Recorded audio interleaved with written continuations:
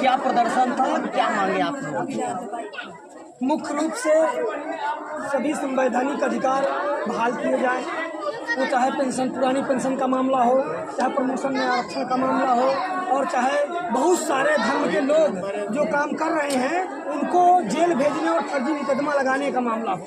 सही तो ये है कि इस देश में जो शासन सत्ता चल रही है, केंद्र और राज्य की सरकारें हैं, वो भारत देश के वास्तविक जो मूल निवासी हैं, SC, ST, OBC और माइनॉरिटी के लोग, उन पे अन्याय अत्याचार कर रही है और फर्जी मुकदमे लगा के उनको जेल भेज रही है, उत्पीड़न कर रही है और उनके सारे के सारे अधिकार छीन लेना चाहती है। और अधिकार और प्रमुख जो आदमी की उन्नति का मामला है वो शिक्षा है। सबसे पहले इस देश की सरकार शिक्षा को पाबंदी लगाकर देश के वास्तविक मूल निवासियों और आवासियों को शिक्षा से वंचित करना चाहती है। शिक्षा से वंचित करके और सारे अधिकारों को छीन लेना चाहती है। इसके विरोध में हमारा कार्यक्रम आज था, जो है उग्र प्रदर्शन था। ये राष्ट्रीय क्रिश्चियन मोर्चा के माध्यम से ये रैली हुई थी, इसका क्या अर्थ निकला? राष्ट्रीय क्रिश्चियन मोर्चा अकेले नहीं है, भारत मुक्ति मोर्चा, राष्ट्रीय पिछड़ा वर्ग मोर्चा, राष्ट्रीय क्रिश्चियन मोर्चा आदि तमाम हजारों संगठनों का सहयोग है और सारे संगठनों के बैनर तले ये कार्यक्रम हुआ ये है। आप क्रिश्चियन मोर्चा की जो बात कर रहे हैं, मैं समझ पा रहा हूँ क्यों आप ऐसे बोल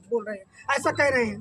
देश में क्या जो भारत में जो चल रहा हिंदू देश है, हिंदू धर्म है, क्या हिंदू धर्म ही केवल अच्छा है और सारे लोग केवल हिंदू धर्म को ही माने?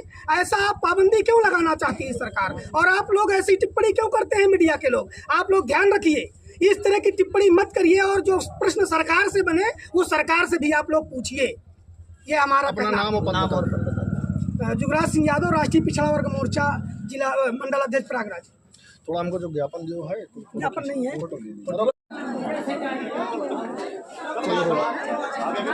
क्या प्रदर्शन था, क्या मांगे आप लोग? मुख्य रूप से सभी संवैधानिक अधिकार बहाल किए जाए, वो चाहे पेंशन, पुरानी पेंशन का मामला हो, चाहे प्रमोशन में आरक्षण का मामला हो, और चाहे बहुत सारे धर्म के लोग जो काम कर रहे हैं उनको जेल भेजने और फर्जी मुकदमा लगाने का मामला हो।